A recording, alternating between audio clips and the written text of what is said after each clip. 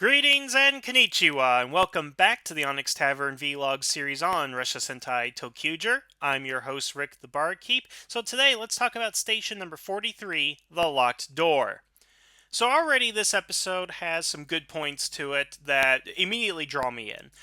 The story focuses on Hikari and Kagura. Hikari, of course, being my favorite character in the series, and Kagura being, well, the most neglected in the series. I really feel bad for her because they obviously knew what they wanted to do with the other characters, but they haven't done a damn thing with this character.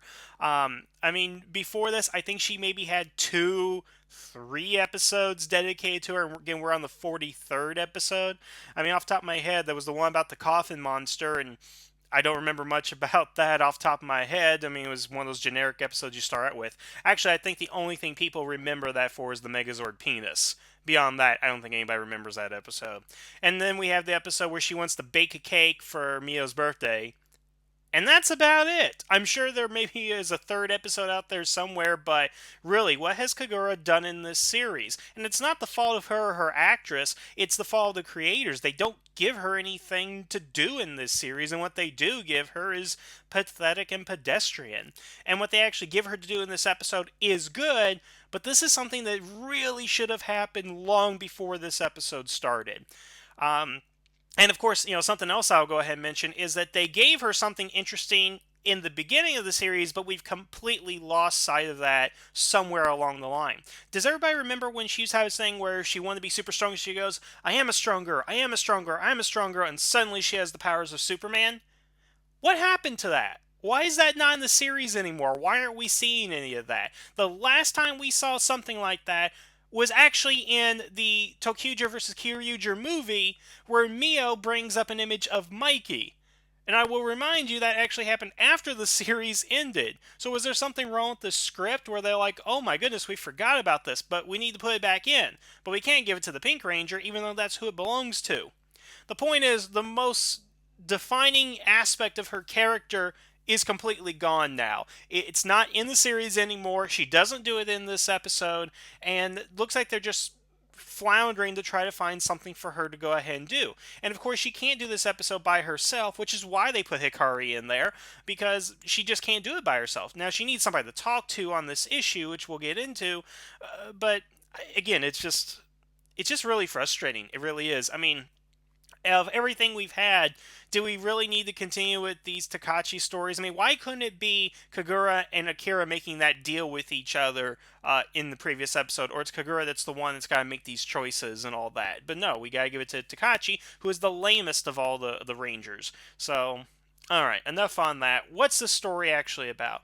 So basically, Kagura is having a dream. She's having a problem where a plot point that was brought up when we revealed that the ToQger were actually children, they were adult bodies. This conversation was brought up. They asked themselves, "What are we going to do when we find our child because our parents will not recognize us because we're children?" That was quickly brought up and then forgotten. We haven't mentioned it since. And in this episode, Kagura has a nightmare where she imagines she goes back to her hometown, that she meets her parents again, and they're like, "You're not our daughter. You're a crazy woman. Get out of here." And that sends her into a crisis where she's upset for the rest of the episode. Now, it's great that we give this to Kagura to worry about this, because she does seem like the character that's most likely to worry about it. But then again, you cast a 14-year-old girl in this role, and I'm not joking about that. And of course, she's like supposed to be the most frail. And I don't know if that's, sexist or what, but that's what we have in the series.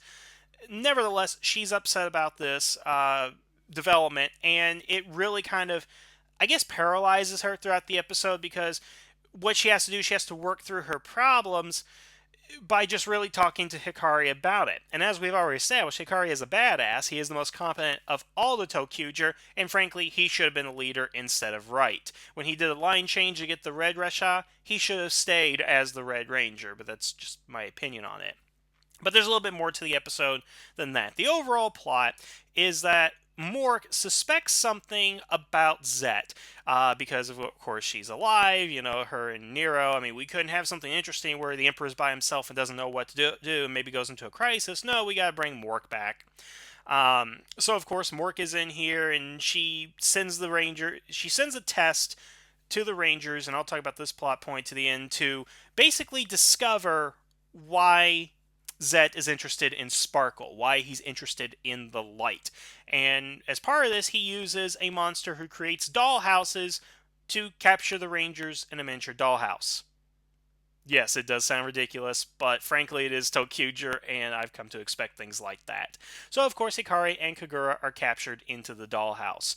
Now, it's nice that they go into a different set, that we're not in the ToQger set, that we're not in some, urban area. We're not in some sort of forest area that we've been to a million times for filming and everything, that we're in someplace different, and I like that. Um, but there are a couple of problematic issues with this. So, with the A plot, Hikari and Kagura are trapped in the dollhouse, and the other Rangers have to go ahead and save them. What's going on with the other Rangers is really inconsequential to what happens, so I'm not even going to go ahead and talk about that part of it. But they're in the dollhouse, and what amazes me is that they're stuck in the dollhouse and they can't open the window in the room that they're in. So they try to open the window, it doesn't work. They go downstairs, they try to open the other doors, it doesn't work. They even tried kicking down the door and blasting the door, it doesn't work. Not for a minute do they think to, oh, I don't know, kick the window to break the glass, or go through another door in the house, or maybe shoot the walls, or try to drill out in some way. None of that stuff seems to come to them, because it just bothers me that he tries to kick the door, but he won't break the window. The most obvious thing you can do is break the window, and he doesn't even do that. My goodness, it's just... I mean, Hikari is the smartest, but I guess they couldn't ruin the set. That must be what it is. They weren't allowed to break the windows. Although we've seen a number of Sentai series, they have broken the windows. And my favorite, of course, is in Die Ranger. I believe it's in the Die Ranger movie, where they just jump out a 3-story building, out a window, break all the glass. That was freaking awesome. But we can't do that in ToQger for some reason, even though we did it 20 years ago. Never mind that. And then to up it, not only are they trapped in the dollhouse, but the monster is going to light the dollhouse on fire by putting it, on a fire. And so it just baffles me how this goes.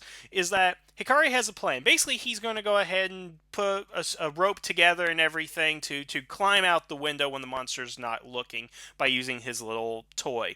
Basically, what he does is he throws it out, because he realizes once it leaves the dollhouse, it becomes normal size again. So if he throws the ball, it'll grow giant, which will have enough weight to go ahead and pull them out, and then they'll, of course, be normal size again. So as soon as the place is on fire, he has the idea. He sits down with bits of string and tries to put them together, and he's like, Kagura, help me. And just as they start working on it, Kagura stops working to talk about how she's concerned with what's going on. She decides at this moment, in a life or death situation where the house has been set on fire, and she's already said, oh, the floor feels very warm, what are we going to do? That she decides to stop with the escape plan to talk about her concerns with Hikari. And not only does that happen, but he stops what he's doing too to console her. I mean... Oh, I'm sorry. I mean, if you want to have a heart-to-heart, that's great. The dialogue is perfectly fine. Don't get me wrong. It's done well. It's acted well and everything. But they do it at the time that the house has been set on fire. Really?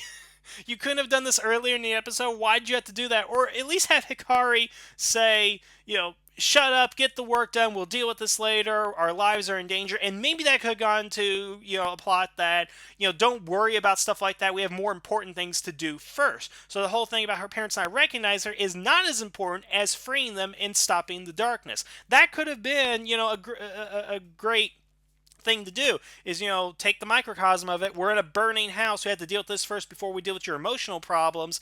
Just as we said, we need to deal with fighting Zet and getting our town back before we deal with the issue of meeting our parents again. That could have been a great way to take it, but they decided not to do that. Instead, they decided, the house is on fire, but let's talk about our problems first. So, again, that's...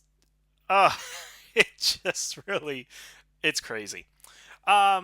Another positive I will point out in this episode is that there is a great Zord battle at the end of the episode, where the monster does shrink the Rangers into a dollhouse, which, because he's giant at that time, I guess would be a normal-sized house. But then they use the Megazord to fight within the house.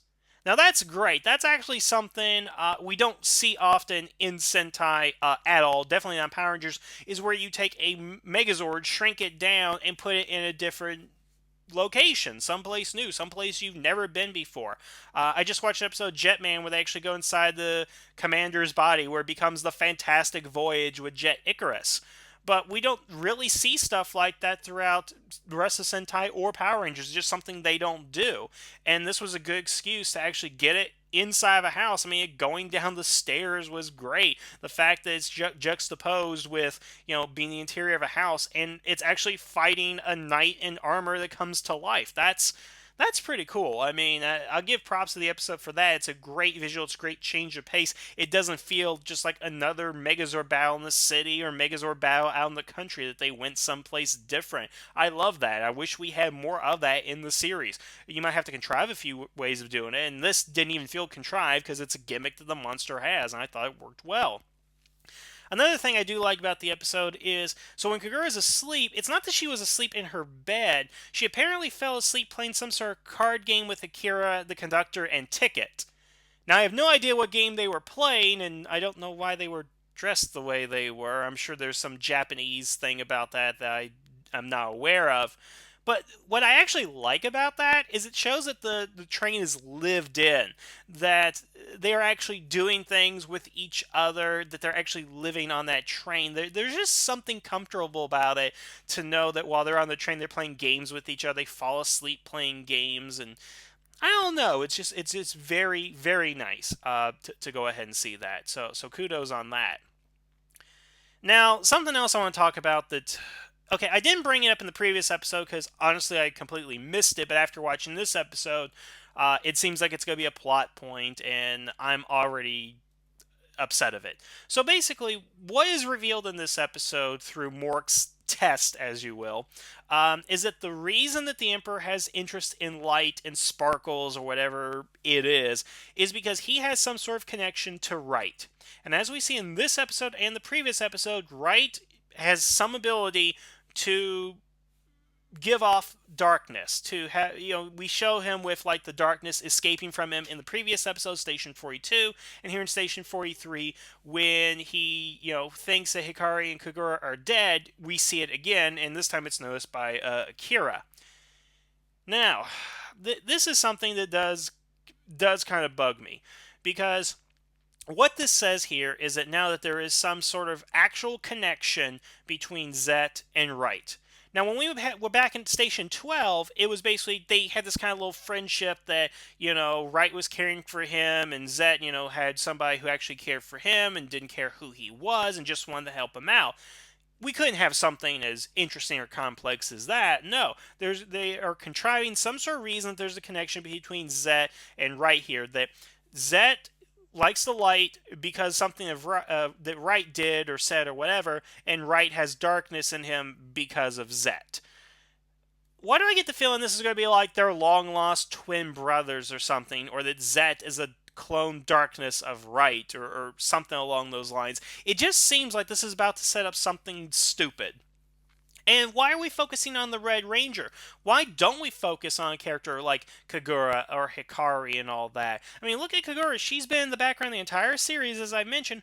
Maybe it's her that has the connection to Zet in some way. Maybe they're sisters or something. Or, I mean, brother and sister, not. Sorry, that came out wrong. Maybe they're brother and sister. Maybe that's the whole story. Long lost brother. Maybe it's Mio that has the connection and all that. Maybe you can set something up with Takachi, resenting the fact that they're brother and sister or something. But I don't know what they're going to go ahead and do. I honestly have no idea where this is going. But if we actually do look at where we've been in previous plots and how cliche a lot of things in ToQger can go ahead and get, it just seems like it's going to be stupid, and I'm not enjoying it at all because again, we're looking for the town. We have the problems with Kagura and the other Rangers about worrying about their families. We still have Akira who has this death wish still. We got rid of all the baggage of all the stupid stuff with the villains. But what does this episode do? It takes us right back into having a couple of villains alive, and now we're going to have this connection with the Red Ranger. The thing is, just as an aside, I read somewhere that Japanese fans do not like what Power Rangers do in terms of the Battleizer. That they don't like that every season a Red Ranger gets a Battleizer. And the reason they don't like it, supposedly, is that in Sentai, it's more about the team and not the Red Ranger. That the American series focuses too much on the Red Ranger, whether it's in story, giving him weapons and power ups and who knows what. Now, that's an interesting discussion to have, especially when you have, the Red Ranger have multiple Zords in the Sentai directly, and that they do have these power-ups such as the Carnival mode, as we saw the previous season. That's a debate to have, but when you get into this, it's like it is the Red Ranger that they're focusing on. In the previous series, it was the Red Ranger who was connected. It was the Prince or the Earth, whatever, and his ancestor was super important. And this season, he's super important. In the Ninja, he's super important at the beginning. All the plots are focusing on the Red Ranger and all that. I'm just getting tired of where the Red Ranger is the end-all, be-all of the series. That the other Rangers are just there for window dressing. All that everybody cares about is what the Red Ranger is up to. Now, sometimes you can make good organic plots come from the Red Ranger because he is the leader, because he is most important. I think Shinkanger did a decent job of that, where they did point out the lineage of the Red Ranger and how that was significantly important. But I don't know I don't know what they're doing with Wright here, but man, Wright sucks. Why do we have to focus on him? What is it about this character they just want to keep writing stories about him, making him important? Again, if you wanted to have a connection between him and Zet, then do something about this little friendship that they established at the beginning of the series when Zet was first introduced, instead of contriving something with the darkness here. I mean, and it does seem contrived. Maybe I'm completely wrong. Maybe the next episode or the end of the series will prove me wrong here, but I'm just again, I don't know what to say. I'm just not interested in where this is potentially going. So that's what I have to go ahead and say about that. But the episode overall, it's a decent one. It's got some good stuff in it that I like. I just wish again we could focus more on Kagura and Hikari. Maybe they'll do something with her by the end of this series. Maybe she'll change for the better in some way. And heck, when we get to the epilogue movie, maybe she becomes a significantly better character there than she has been here. I don't know. We'll see. But that's what I think about the episode. I want to know what you guys think. Leave your comments there. But next time we will move on to Station 44, and we'll see where we take off from there. So thank you guys for listening. Have a good evening, and the tavern is now closed.